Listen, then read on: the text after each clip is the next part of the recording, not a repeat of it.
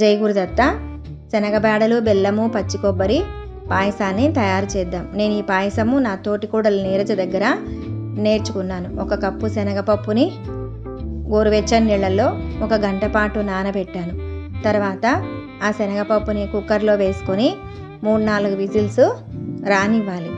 అందులో నుంచి 1 గరిటె శనగపప్పుని పక్కకు తీశాను. శనగపప్పు పూర్తిగా మెత్తగా ఉడకాల్సిన అవసరం లేదు.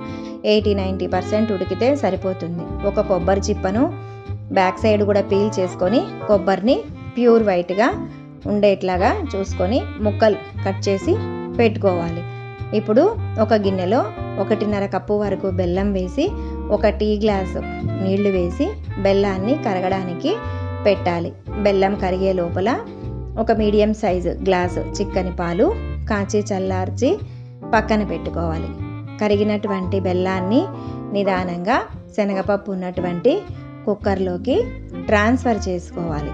ఇప్పుడు శనగపప్పు బెల్లం వేసిన కుక్కర్ని ఉడకడానికి పెట్టాలి.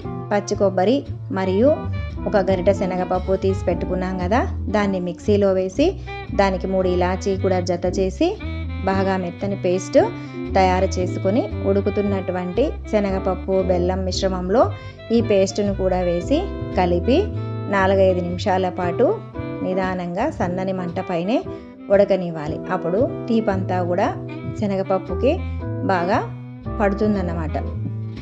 కాచి చల్లార్చి పక్కన పెట్టుకున్నటువంటి పాలను నిదానంగా శనగపప్పులోకి నిదానంగా వేయాలి. మంటని సిమ్లో ఉంచి పాయసాన్ని బాగా కాగనివ్వాలి. ఇష్టం లేకపోతే పైన ఉన్నటువంటి నురగను తీసేయచ్చు. ఇష్టం ఉంటే అలాగే ఉంచవచ్చు. రుచికి ఎటువంటి ఇబ్బంది ఉండదు. ఆల్రెడీ నివేదన చేసిన కొబ్బరి చిప్పను ఉపయోగిస్తున్నట్టయితే మళ్ళీ నివేదనకు పనికిరాదు. కానీ కొత్తగా ఉపయోగిస్తున్న టెంకాయ కొబ్బరి చిప్పను మాత్రం నివేదించని కొబ్బరిని మాత్రం ఉపయోగిస్తే పచ్చి కొబ్బరిని మనము ఈ పాయసాన్ని నివేదనకు కూడా ఉపయోగించుకోవచ్చు. పాయసము బాగా దగ్గర పడ్డట్టు నాకు అనిపించింది. అందుకే దించి పక్కన పెట్టుకున్నాను. చల్లారిన తర్వాత ఇది మరి కాస్త చిక్కబడుతుంది. అందుకే కాస్త లూజ్గా ఉన్నప్పుడే దింపేసుకున్నాను.